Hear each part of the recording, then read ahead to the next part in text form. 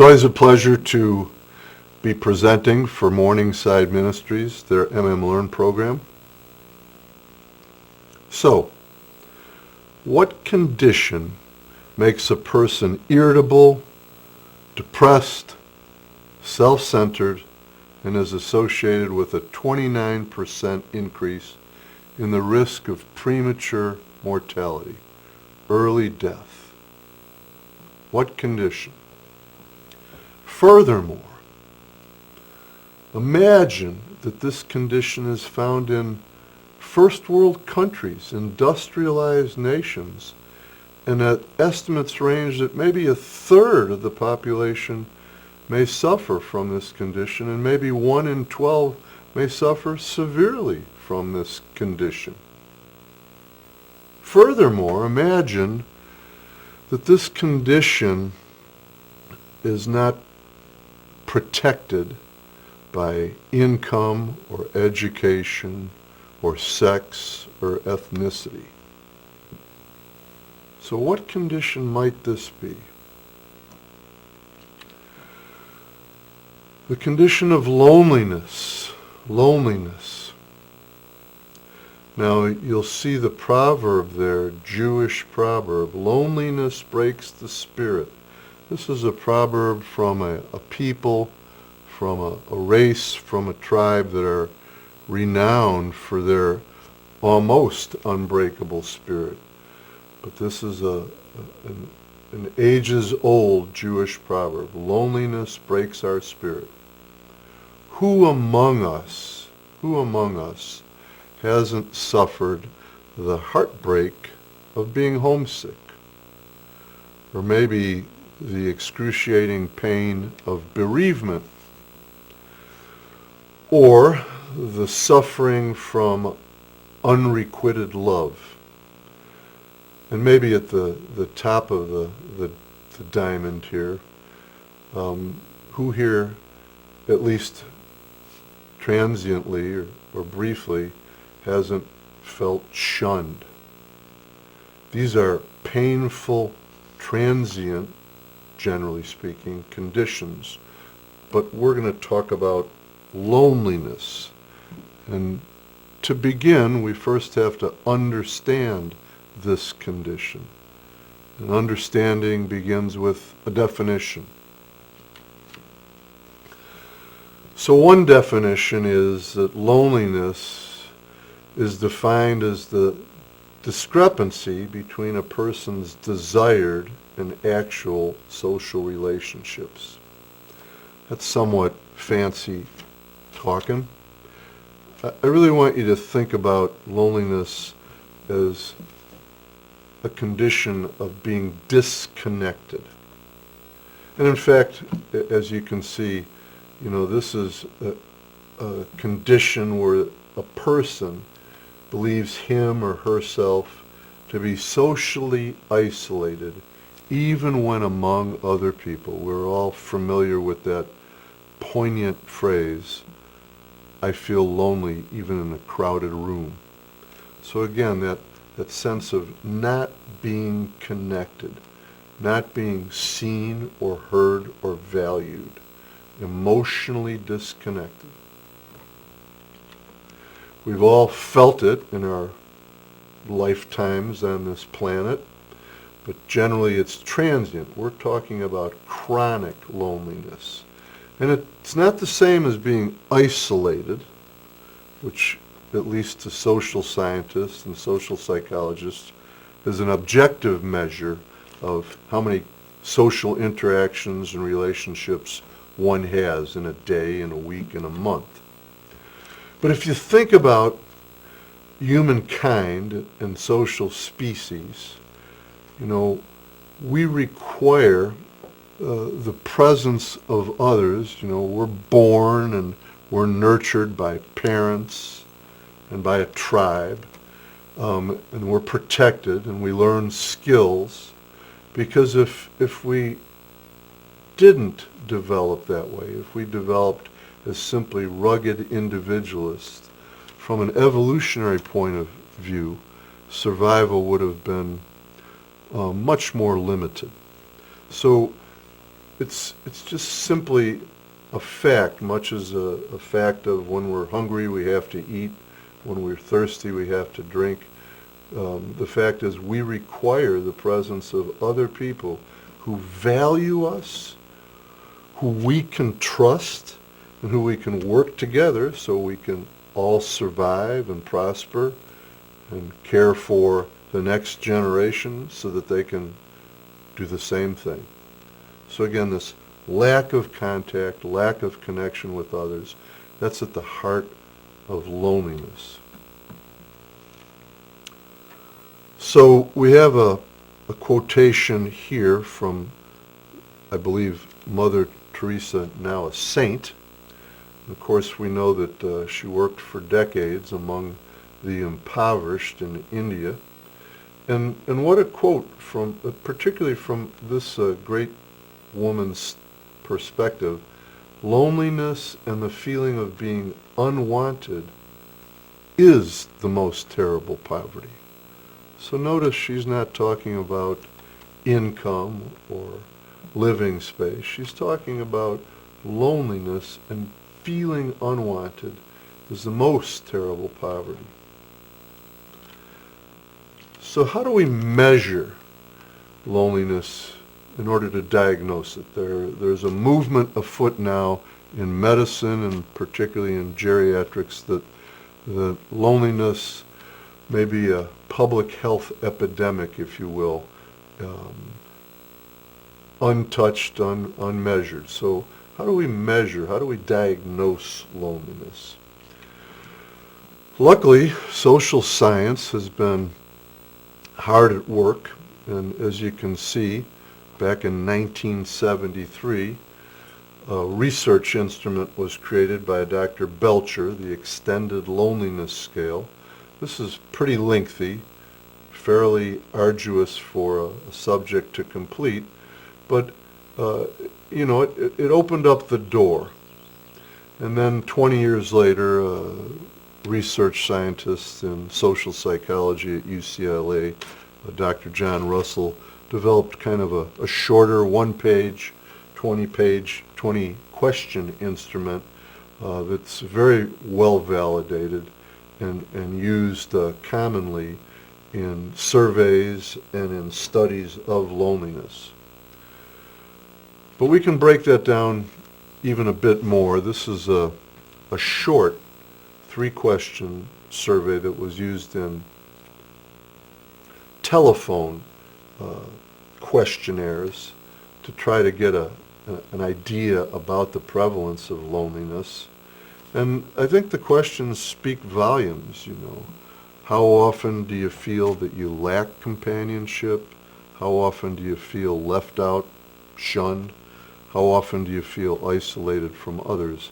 And quite simply, respondents were asked to kind of put these 3 questions into categories of rarely, sometimes, or quite often.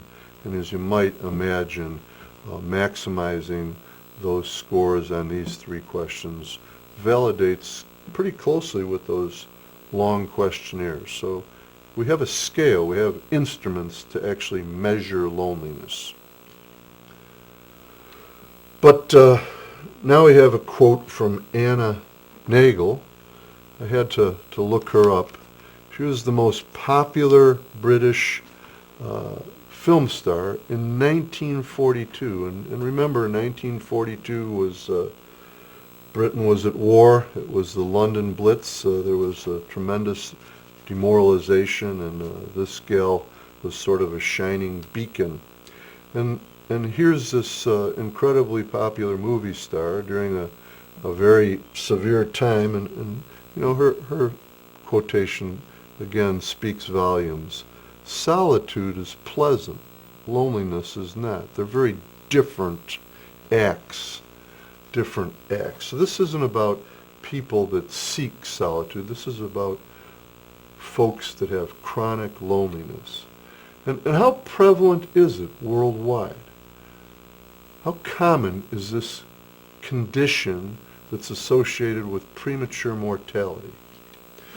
Well, surveys and studies in the United States suggest the following. These are just statistical data from epidemiologic surveys.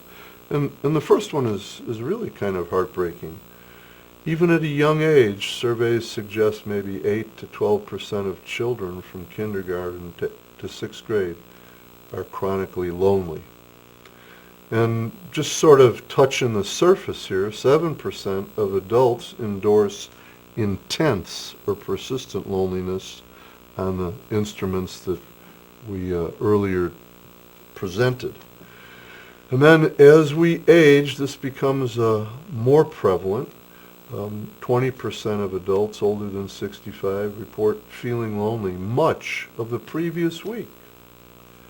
And 32% of folks over 55 feel lonely at any given time. But let's continue. There's pretty good evidence that as we age, loneliness increases on some level. You know, we lose our life's partner, we lose our relatives, perhaps we lose our workmates through retirement, perhaps through illness and being sedentary, we lose our social connections. So it stands to reason that as we age, the likelihood of this condition goes up. And the paradox is, here we are living in a digital age. You know, this is the most technologically connected mankind has ever been. But are we really connected? I mean, is Facebook the same thing as sitting with someone who can see you, who can value you, who can actually hear you? So there's accumulating evidence that even though we're more connected than ever before, rates of loneliness are only increasing and skyrocketing. I think the fact at the bottom of this slide really hits home, particularly with older folks. You know, I actually think that's a gross underestimate. 200,000 older people have not had a conversation with friends or family for 30 straight days. Good Lord, here we are digitally connected. How difficult is it to pick up the device and contact someone? Some additional risk factors. I have a bit of an error in that opening bullet. Loneliness is an equal opportunity affliction. By that I meant there's not significant differences between sex or income or education. But it is, as I mentioned earlier, more prevalent as we age. Nor is loneliness associated with eccentricities or peculiarities in folks. It's not only the shy people or the lifelong loner who's chronically lonely. In fact, that's probably a great myth. There's mounting evidence that people that suffer from loneliness are ordinary people, and they've developed this condition. And how might we develop it? Well, some thoughts are we now are living in an age where marriage is delayed. We're living in an age where perhaps partners have dual careers. They're frantically busy. When they are done with their work, they perhaps take it home, and then they just collapse, and there's no time or attention to be connected. It's a fascinating demographic about the logarithmic increase in single residence households in the United States. Before 1970, they were less than 15%. Between 1970 and 1990, it went up to 20%. 1990 to 2000, 25%. These are single resident households in the United States. And I don't know what the next census will bring us. And then last but not least, you know, this may sound a little unusual, but reduced fertility rates. Another little piece at the bottom, 4 million older people agree that the television set is the main form of their company, of their social connectedness. So, we have a lovely quote by Norman Cousins. You might remember Norman Cousins. He wrote kind of a landmark biography, if you will, in the 1980s called Anatomy of an Illness. And he was diagnosed at that time with what was thought to be an incurable, very painful illness called ankylosing spondylitis. And when he was diagnosed, no treatment existed.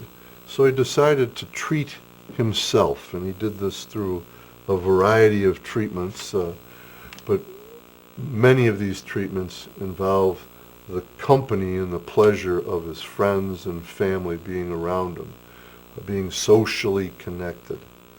So here we have Norman Cousins kind of making a statement that the eternal quest from birth to death of a human being is to try to shatter being lonely.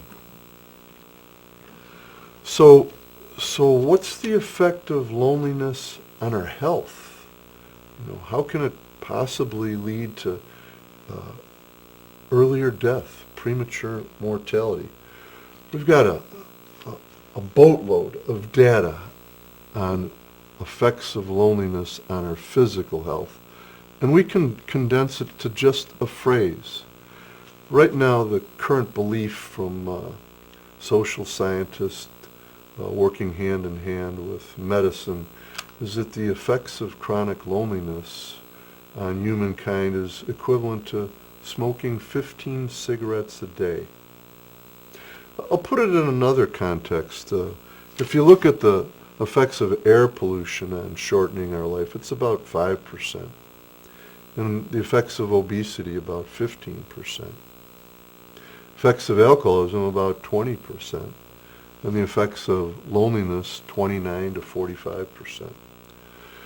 So one of the premier researchers in social psychology out of the University of Chicago, Dr. John Capaccio, he's made the declaration that loneliness has surprisingly broad and profound effects on our health, physically and mentally. And we've got precise data in both animal studies and in human studies that subjects with chronic loneliness have increased vascular resistance, which of course leads to elevated blood pressure, that their sleep is worse, they have microarousals, disturbed sleep architecture, their immune system is diminished, their hypothalamic pituitary adrenal, the HPA axis, is dysregulated. And quite simply, the HPA axis is what we use for fly or fight responses. Long story short, folks that have chronic loneliness are hypervigilant to threats that don't exist. Furthermore, there's pretty good evidence that chronic loneliness leads to reduction in anti-inflammatory activity and an increase in abnormal circulating white cells. So this is all just in the physical domain. Dr. Capaccio makes the quotation that people who need social connections, who are chronically lonely, should think about being alone in the same way a person with high blood pressure thinks about salt. In other words, make efforts to avoid salt, make efforts to be connected, to avoid continuing loneliness. This one's eye-popping. Again, in the physical domain, there's strong evidence looking at heart surgery patients and those that have strong social networks, that have very low scores on the UCLA loneliness score. And furthermore, that have spiritual practices. And remember, spiritual practices are coming together with others in a regular way, a ritualistic way, a way that we're anchored. And when we look at these patients that undergo heart surgery, those folks that are connected very well with strong social support networks and have very grounded spiritual practices, they have one-seventh the mortality of patients that don't have those two things. And what about mental health? Again, good evidence now, or emerging evidence, that chronic loneliness increases the risk, maybe even the velocity of cognitive decline, and essentially the progression of Alzheimer's dementia. When we look at different groups, particularly groups that kind of see their future as alone, they have decreased executive functioning versus groups that say, I don't see my future being alone. We think that the impairment in executive functioning is because people that are chronically lonely, they're much more hypervigilant to social threats because they're alone. If we go back to evolution, when we're alone, we're more vigilant to predators because we're by ourselves. We don't have a tribe. We don't have people that we know and trust around us. And then last but not least, it kind of goes with the territory, doesn't it? Chronic loneliness, increased depression, increased suicidal ideation, increased behavior. Of course, right now, we are preoccupied with gun violence, and how often do we hear, sort of as an aside, this person was a loner, not connected. So this quote is from an author. She wrote this terrific text that I'd recommend to everybody called The Happiness Project. So I think her quote goes directly to what we're thinking about today, which is even though loneliness affects so many of us, it hasn't gotten much attention compared to related conditions like depression or anxiety. They really get the lion's share of the spotlight, but that's beginning to change. So what's the biology of chronic loneliness look like? We know a little bit about it. We're able to put folks that have high scores on those loneliness scales and that endorse chronic loneliness, feeling disconnected, being alone in a crowd, we're able to put them into functional brain imaging machines, devices, the fMRI, and we're able to look at different parts of the brain. And quite simply, folks that suffer from chronic loneliness, their brains are different, okay? We look at a part of the brain called the ventral striatum, and this is connected to reward and pleasure sites. And in subjects with chronic loneliness, this area is less likely to be activated with reward. Furthermore, the parts of our brain, in particular the amygdala, this is in our deep brain, and we know that this is the fear circuit, if you will, for flight or fight. And this is on high activation. Subjects with chronic loneliness, their reward circuitry is downregulated, their fear circuitry is upregulated.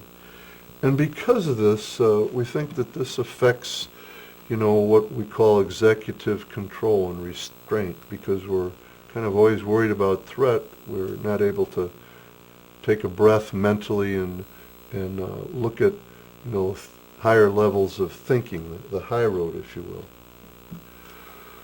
So, how can this be? Maybe, this is all theoretically, but maybe loneliness has an adaptive purpose. It motivates being reconnected with others, being reconnected with the tribe that can protect us.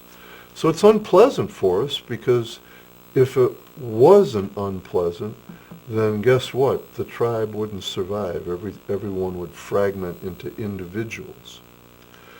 Another kind of different way to view it is maybe this is a lot like physical pain, and Physical pain tells us we have tissue damage, and we need to pay attention to that area. We need to try to repair it, rest it, relieve that pain.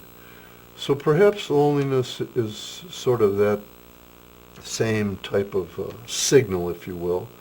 And, we want to alleviate this social pain and seek out connections so that we can feel secure, safe, and content with life. So given what we know, what we've heard about the condition and how we might go about diagnosing it, how common it is, its effects on physical and mental health, even the biology of loneliness, what can we do about it? What can we do about it? So maybe the first thing is recognizing it, not denying it. Quite often I think we tend to stigmatize loneliness. That's somebody who's a loser or who's terminally shy, always have been that way.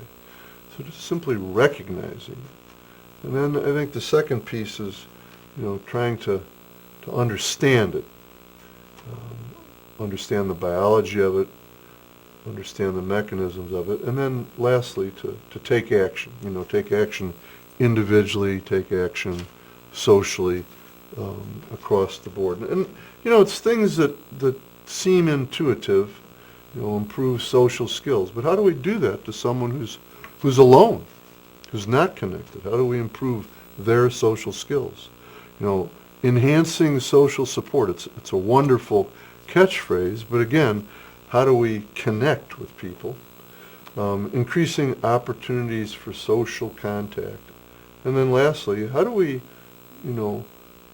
change how this came to be? How do we reverse engines, if you will? So, on the surface, improving social skills. So, for those of you that are familiar with the blue zones in the world, where people live longer, live healthier than any other places on the planet, when we examine the blue zones, what we find out is the common denominator in these 5 blue zones is that these folks in these areas, they prioritize social connectedness with families, with spirituality. They have established rituals and established anchors where this isn't a rare event. We're all going to come together for Thanksgiving dinner. This is a 3 times a day event where we're meeting at meals, where we're sharing stories, we're sharing positive moments, we're improving our social skills. So here's a lovely picture, I presume at an assisted living facility, where it looks like a younger facilitator is working with 5 elderly folks, and they're playing a kind of a group game of Scrabble. So what's going on at this point?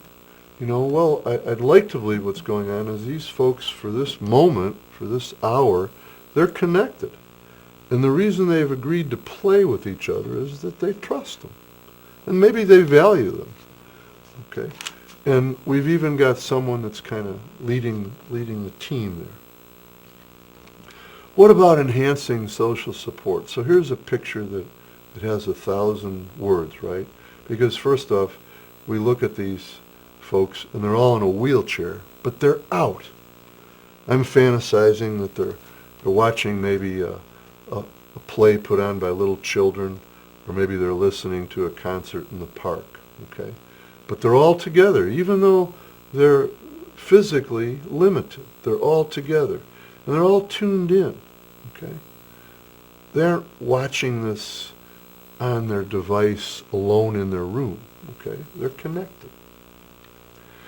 And then last one, maybe this is my favorite picture of all, because I think we all immediately recognize the famous, the legendary Meals on Wheels. And again, a picture's worth 1,000 words. 1,000 words. Maybe it's worth 1,000 words. Look at the smiles here. Not just the recipient, but the bearer, okay? So for those of you that have participated in Meals on Wheels, You know that when you ring that doorbell, you might be the only contact that person has had all day, or perhaps if they've never had this, all week, all month, all year. So how can we increase opportunities for social contact? And then the last one, this is again more from the research from social sciences and social psychology, which is what they think might be the most potent treatment option for loneliness is at least looking at meta-analysis, looking at study after study, what seems to be the most effective, has the greatest effect size and the best chances, cognitive behavioral therapy. Because it kind of attacks the loop of loneliness. You know, we know that subjects with chronic loneliness are much more sensitive. They're always on the lookout for social threats. They zero in on negative social information and close out on positive social information. They remember negative aspects of social events, not the positive aspects. And they hold much greater negative social expectations. And then they behave in ways that confirm that. So in CBT, the therapist is slowly, carefully trying to reverse that whole process. Can we not just zero in on the negative? For a moment, can you relax your worry about threat? Can you focus on something that made you laugh or that felt good? But as you might guess, CBT takes time, and we have to bring that person to the therapist. We have to have a connection there. So while it's got a great effect, it's not easily done. So let's look at some takeaways. If you hold that chronic loneliness at its heart is being disconnected from others, not being seen or heard or valued or being able to feel that you can trust anyone else, that social connections would obviously be powerful, very helpful. Religious, spiritual congregations, service organizations, of which there's just an endless plethora, charity work, continuing adult education, clubs and social organizations. Obviously, these are right off the bat very helpful in warding off loneliness. But how about on an individual basis? How about trying to discover, that's a hard thing, and cultivate confidence? If you step back and ask yourself, how many confidants do I have in my life? I hope everyone listening to this has at least one, but I hope you have maybe 4 or 5 or 10. I mean, imagine the wonder for someone who's chronically lonely of having just one person that they can know and trust and who offers them unconditional support. Talk about a powerful medicine. How about making social connections in the workplace? Typically that's somewhat frowned upon. We're in a very productive, industrialized society. The busier we are, the more valued we are. So it's interesting, a number of workplaces have started a process called the Inside Scoop, which means once a week, usually at a group meeting, the team, one member of the team, has 5 minutes, just a short 5 minutes, but they have to bring pictures and tell a story about something positive in their life. And each week it rotates to a different team member. That's just 5 minutes in a full work week, okay? But imagine what that's like. You get to listen to someone else tell you about a positive part about their life, and you're getting connected with them, and when your turn comes up, you're going to try and do the same for them that they did for you. How about making ourselves available? Easier said than done, particularly with, maybe this message goes to the millennial audience or Generation Z, headphones off, look up or away from the phone, say hello to everybody that you meet today. Consider a digital cleanse, which is terrifying on the surface, but just think about it, because it's offering, I think, a different, more intimate, deeper type of connection. And then lastly, we can take a lot of help from our former empire, of which we were a colony, the United Kingdom. They're quite far along at looking at loneliness. As you know, in 2014, the Prime Minister, Theresa May, she appointed for the United Kingdom a minister of loneliness, akin to our, Health and Human Services Director in the United States. So they have a number of programs aimed at targeting loneliness. They have something called a Silver Line. It's a helpline for older people in the UK where they can call and speak to a live human being for as long as they want, 24/7, 365 days a year. And this service averages 10,000 calls a week. The UK also has another program called Age Up, where they go to great lengths to try and create social events for older people. So perhaps we can begin to take away some of the benefits that have already been created in the United Kingdom. So thank you for your attention.